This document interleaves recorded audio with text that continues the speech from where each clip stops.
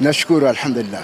Lakini umekula chumvi ya muda mrefu, lakini kikubwa zaidi nini ambacho unajifunza katika mada ya siku ya leo, haswa pengine unaombea na nasihi nini wale watu wa nje kutokamana na dhulma? Mashallah, nikisikia kwamba hawa wadudu hawa sisi tunawadharau, kumbe mwisho wa kuisha kabisa, kumbe hao ndio kwanza wanatuingilia. Pengine ndugu yangu unieleze Hassan, hutuba ya leo kwanza, wewe kama kijana umeibeba vipi? Lipi ambalo unatoka nalo ukiwa umejifunza? Assalamu alaikum warahmatullahi ta'ala barakatuh. Kiukweli kuna mengi ambayo yanafanyika duniani, na jinsi ambavyo Sheikh Obo amezungumzia masuala ambayo kwamba kama kweli wewe ni mtu ambaye unatafuta mali hapa duniani, uwe mtu ambaye uangalii kuja kudhulumu wengine, kwa sababu Mwenyezi Mungu hapendi yule mtu ambaye anadhulumu mwingine. Na licha kuwa hata kama utakuwa unatafuta mali kwa wingi, ufanye bidii sana mali yako isiwe tatizo ama chanzo cha watu wengine kuja kusumbuana ama kusumbua kizazi ambacho kitakachokuja, kwa sababu wewe mali ambayo ulikuwa unaipata haukuwa unaipata kwa njia nzuri. Hotuba leo imamu alikuwa na hotuba mzuri na ametufunzisha kuhusu elimu mzuri, kwa sababu kuna watu wengi wanadhulumu zaidi.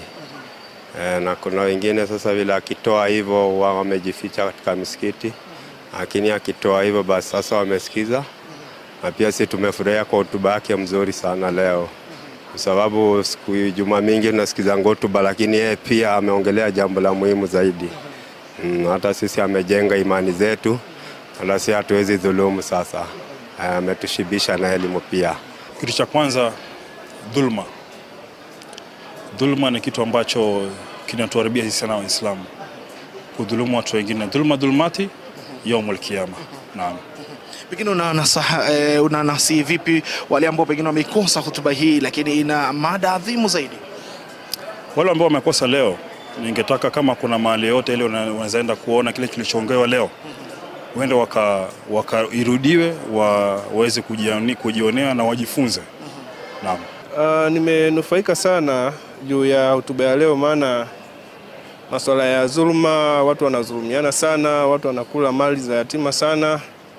Kwa nashukuru nimepata elimu kwa kiasi. Yes. Pengine lipi ambalo utamnasihi yule ambaye yuko pale nje kutokamana na mada ya siku leo? Kikubwa tu ni kuendelea kupeana elimu na kuelimishana, kwa sababu si wengine wanakuta wako na elimu sawa, lakini kwa sababu nafsi zao zimeghafilika wanajikuta wanaingia katika mitihani hiyo. Kwa hiyo ni kuendelea tu kupeana elimu zaidi na zaidi. Yes. Asante sana ndugu yangu.